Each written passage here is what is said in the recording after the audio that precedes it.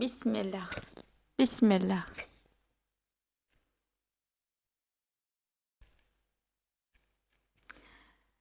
Тек қолдарына түспей тұрып, істеген күнәларына өкініп, тәубеге келгендердің жөні бөлек. Біліп қойындар, Алла ғафур, өте кешірімді, рахим, тәубеге келіп, өзіне бет бұрған құлдарына ерекше мейірімді. Уайыман келтіргендер, Аллаға тиісінше тағзым етіңдер, һәм оған қарсы келуден барынша сақтаныңдар. Оған жақындай түсудің жолын, себебін іздеңдер, һәм оның жолында аянбай күресіңдер. Сонда екі дүниеде де мақсат мұраттарыңа жетесіңдер.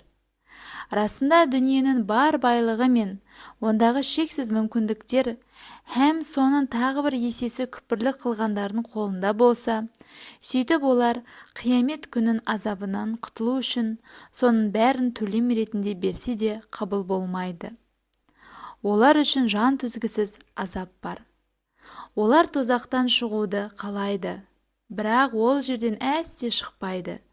Олар үшін тозақта бітпейтін азап бар.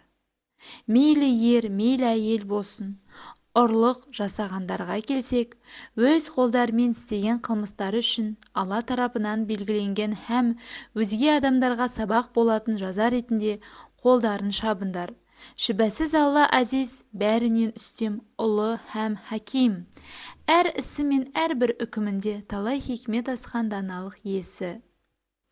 Ал кім-де-кім істеген қиянатынан кейін тәубеге келіп толық түзелсе, шүбәсіз Алла оның тәубесін қабыл алады. Өйткені Алла ғафур, құлдары қанша жерден ауыр күнәға батса да, тәубелеріне келген жағдайда өте кешірімді. Рахим, әсіресе тәубеге келіп өзіне бет бұрған мүмін құлдарына ерекше мейірімді. Шүбәсіз күллі аспан әлеміндегі һәм жердегі бар билік пен барлық нәрсенің бір Аллаға тиесілі екенін білмеймісің? Алла қалағанын азаптайды, қалағанына кеңшілік жасайды. Алланың құдіреті барлық нәрсеге толық жетеді. Ардақты елші, құр ауызбен иман келтірдік дегенмен жүректері иман келтірмеген екіжүзділер мен яһудилерден күпірлікте өзара жарыс қандар көңіліңе қаяу түсірмесін. Олар сендер жайлы өсек, аян, жала һәм арандатуға бағытталған жалған сөзге құлақ түреді. Алдына мүлдем келмеген қауымның айтқанына құлақ түреді.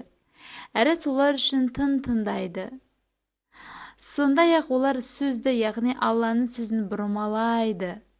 Араларынан өзіңе пәтуа сұрайтындарға, егер сендерге мынадай пәтуа берілсе, қабыл алыңдар.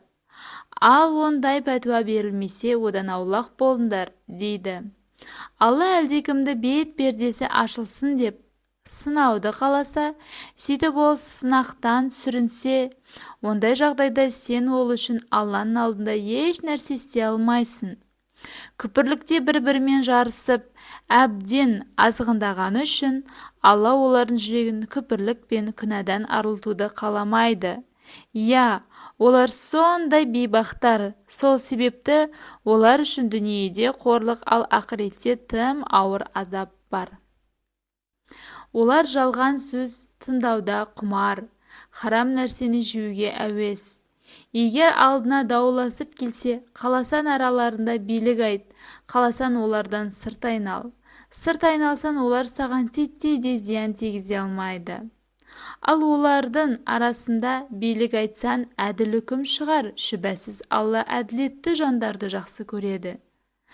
Алланың үкімдерін қамтыған Тәурат қолдарында тұрса да, араларындағы дау-дамайды шешу үшін қалайша сенің билігіңе жүгінеді. Һәм содан кейін неліктен сенің үкіміңе разы болмай сырт айналып кетеді. Шынтуайтында олар шынайы мүмін емес. Тура жолға бастайтын ақиқаттар мен нұрға толы Тәуратты әлбетте біз түсірдік. Хаққа мойынсұнып шын мұсылман болған пайғамбарлар яһудилер арасында соған Тәуратқа қарап билік айтып үкім шығаратын еді. Сондай-ақ олардың арасындағы өздерін Алланы һәм адамдарды тәрбиелеп, түзету жолына арнаған раббанилер мен дін ғұламалары да Алланың кітабын бұрмалаудан қорғау міндетін мойындарына алғандықтан соған қарап үкім шығаратын еді.